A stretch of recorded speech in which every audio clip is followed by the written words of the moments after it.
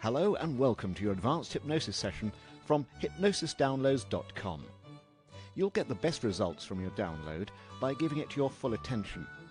Please do not listen to it when you need to maintain concentration, such as when driving.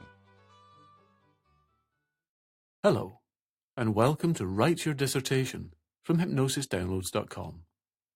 My name's Roger Elliott. I'm a Director of Uncommon Knowledge, and to get the best from this session, please make sure you're seated in a comfortable chair or lying down somewhere you won't be interrupted for a while. And now, before you begin to drift into a very deep state of relaxation and inner focus, I'm just going to say a few words about how you can stay motivated and organised as you write your dissertation. Writing a dissertation or thesis is a tremendous achievement and shows the dedication and commitment you have to your chosen field. However, a dissertation can take 2 or more years to complete, and the amount of research and writing involved can seem like an overwhelming task when you think about it all at once. So it's essential to learn how to break down the task into manageable chunks and set deadlines that you commit to. Also, the fact that you'll be spending a lot of time working on it by yourself means you need to learn how to stay motivated and deal with any urges to procrastinate that you might experience. This session is not a complete guide to writing a dissertation. How you plan and structure your dissertation is something to carefully discuss with your tutors. This session is going to hypnotically train you in 3 key skills that will help you write your dissertation efficiently and professionally.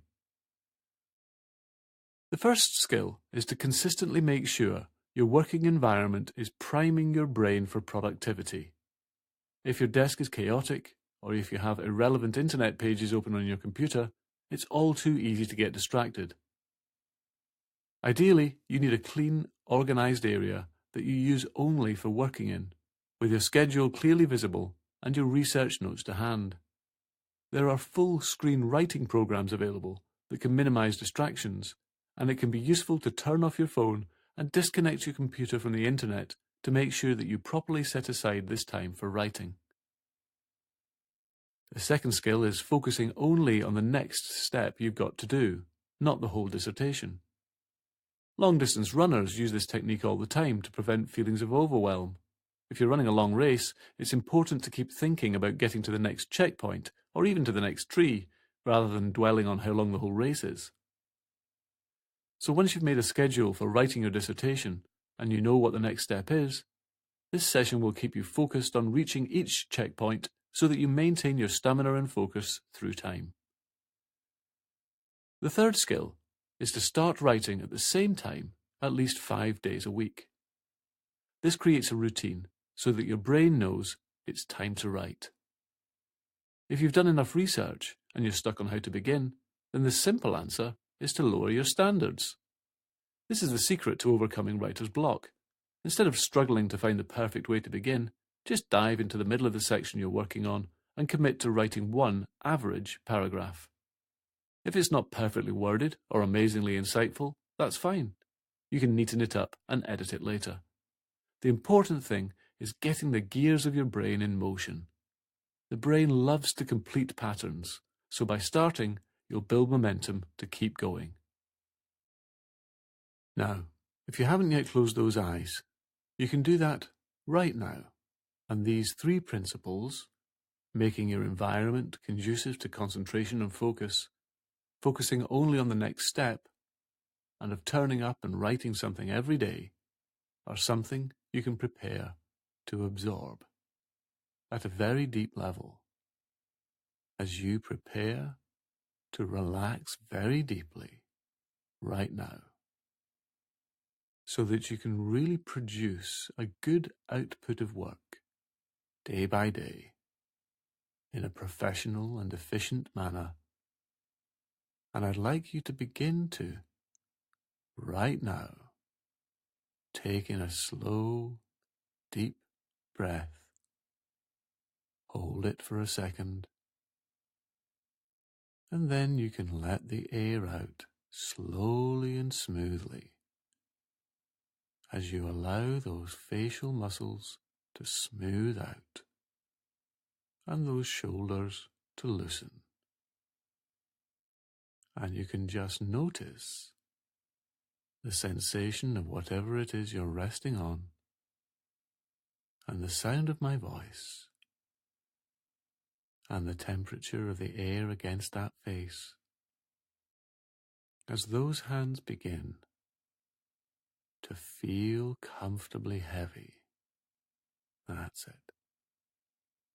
Now, in a few moments, that heaviness might start to feel like a light, floating sensation in your mind, while those hands physically experience an increasing, heavy, weighty feeling, because in hypnosis, as the body begins to rest deeply and sleep, the mind becomes free to float and drift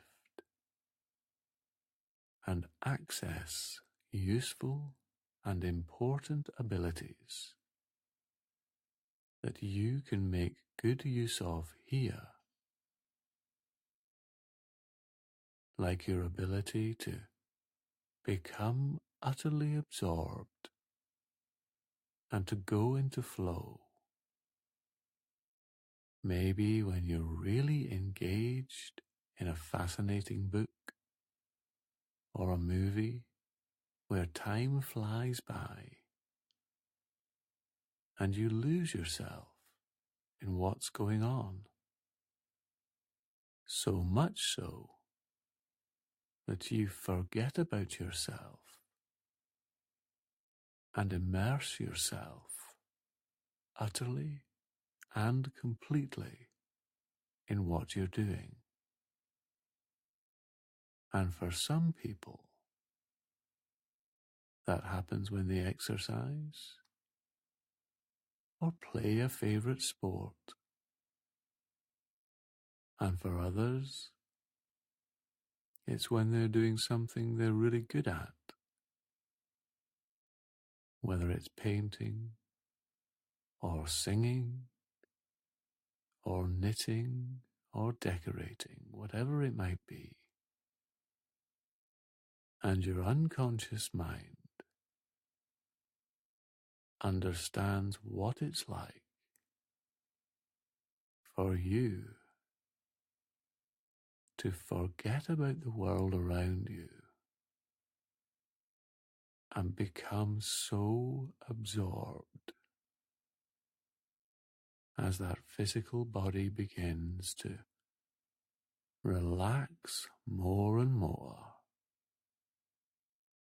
and your conscious mind begins to float deeper and deeper into a more dreamlike state of inner focus. That's it. Deeper and deeper, more and more relaxed. A growing heaviness in those hands, a growing heaviness in those feet, and a drifting, floating lightness in that mind that can become more dreamlike as you prepare to learn at a very deep, instinctive level. And right now, begin. That's it.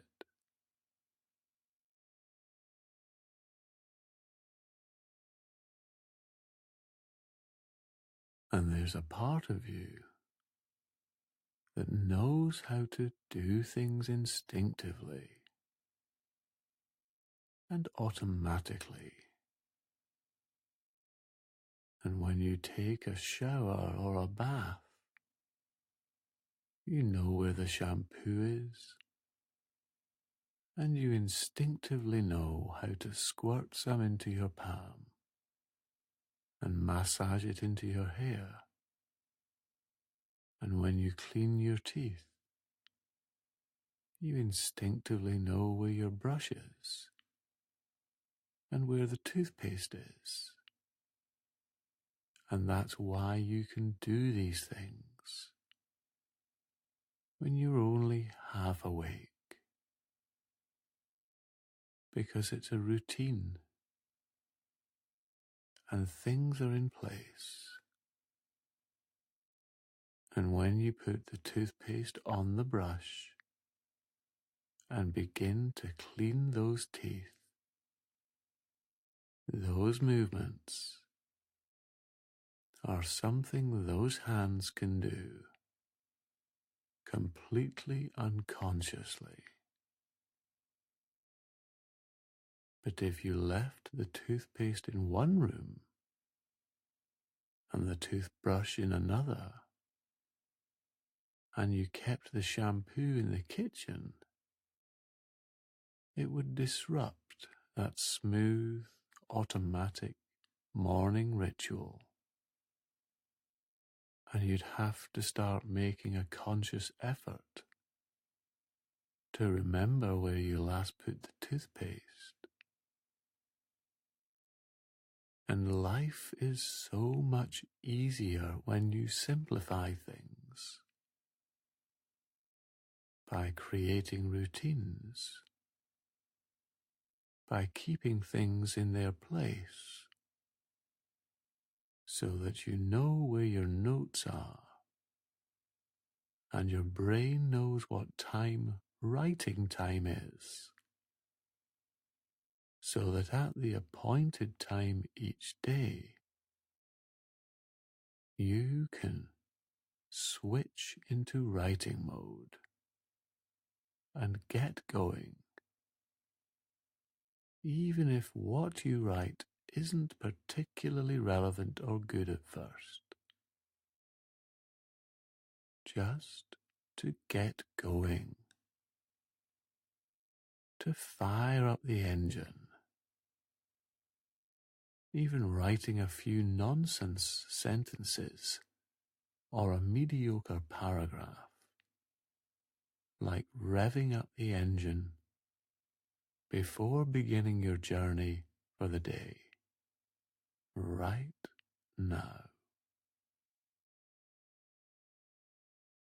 And beneath many great paintings,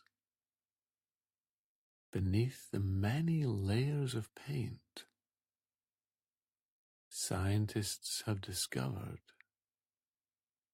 using advanced X-ray machines, the initial sketches and drafts that the artist first made. Rough lines, broad brushstrokes, where the form and composition of that painting was just beginning to take shape. Because so many masterpieces begin with just a rough sketch.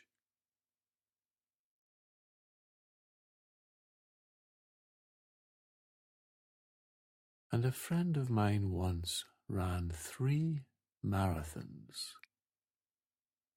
in 3 days. And to be able to do that, he not only needed to do a huge amount of preparation, of planning, how to increase his fitness levels by training day in, day out for months and months, and knowing what distances and times he needed to be able to make. As each month went by, but he also needed to have the psychological skills to keep going, both throughout that training period and during the marathons themselves. And I always remember what he told me about what drove him to train every day, and how he didn't always feel pumped up or excited. Some days it was cold and raining. Some days he'd had a long day at work. Other days were easier, and he felt quite inspired, but that at a fundamental level, it doesn't matter how you feel, because underneath it all, you learn to develop a professional attitude of just turning up and doing it in an almost machine-like way, so that each evening at 7 p.m. he knew it was time to run, time to get changed into his kit, and off he went.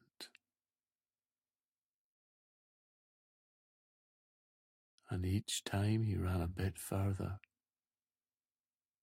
or a bit faster,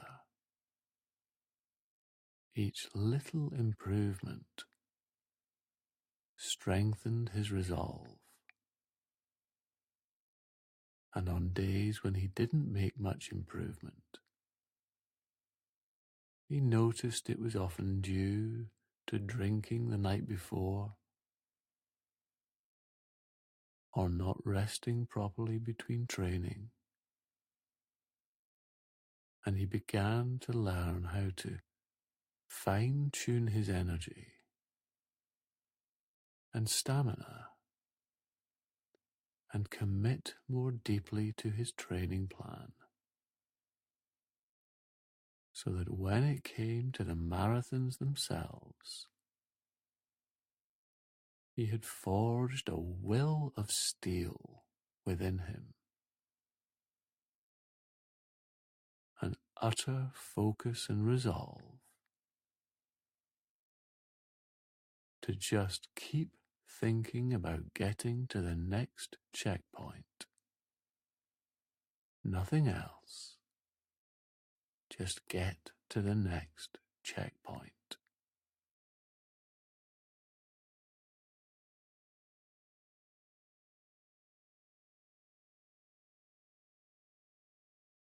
And as you look out into the days and weeks ahead, I'd like you to notice a future you, turning up day after day to research and write with a calm, professional will of steel, just doing it, whether they feel like it or not, with a workspace where everything is in its place, cleared of distractions, so that it primes you to go into writing mode, noticing a future you right there, the way you look, the way that future you moves, seeing that look of focus and concentration in their eyes, intent on getting to the next checkpoint. A future you that has a clear routine, knowing instinctively each day when it's time to write now, and firing up the engine by just writing anything, the roughest of sketches that you can build up layer upon layer as you create your masterpiece. And it can feel very good each day to know you've made more progress, that you're one step closer, even if it's just a little bit, so that you can feel drawn and feel compelled to keep that momentum going, like a professional who turns up day after day while the amateurs out there procrastinate and fret about whether they're in the mood or not. How you just be so professional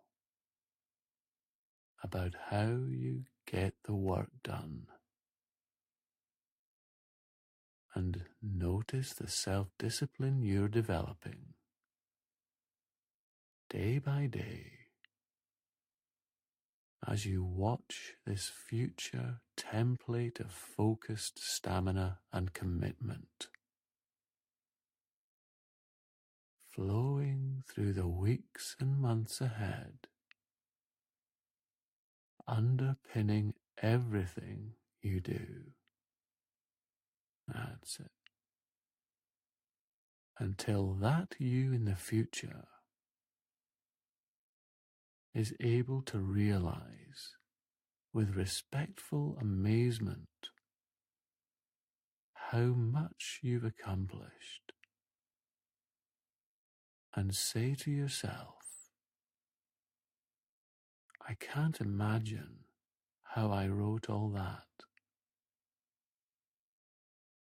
And unconsciously you know what that overall plan is. But consciously, you can just focus on the next step right now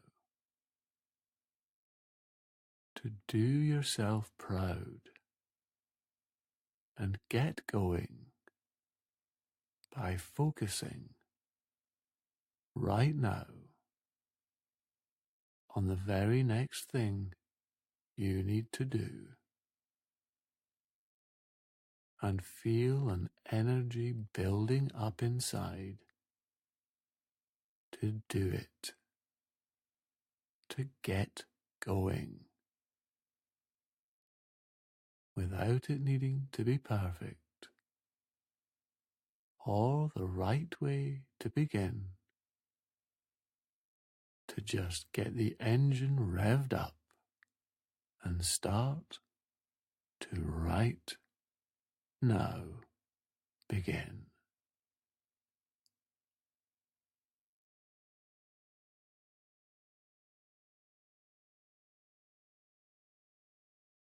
And you can listen to this session often and deepen your professionalism and willpower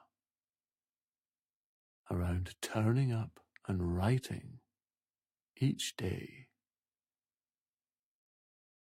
as you focus only on getting to the next checkpoint. Now, you can begin to feel more alert and refreshed. That's it. Just bit by bit, becoming more wakeful and preparing to come all the way back with a real sense of good feeling and determination by noticing the position of your body and the sensation of whatever it is you're resting on, perhaps becoming more aware of any sounds around, and feeling wide awake now. That's it. And whenever you're ready, you can just have a nice stretch and open your eyes.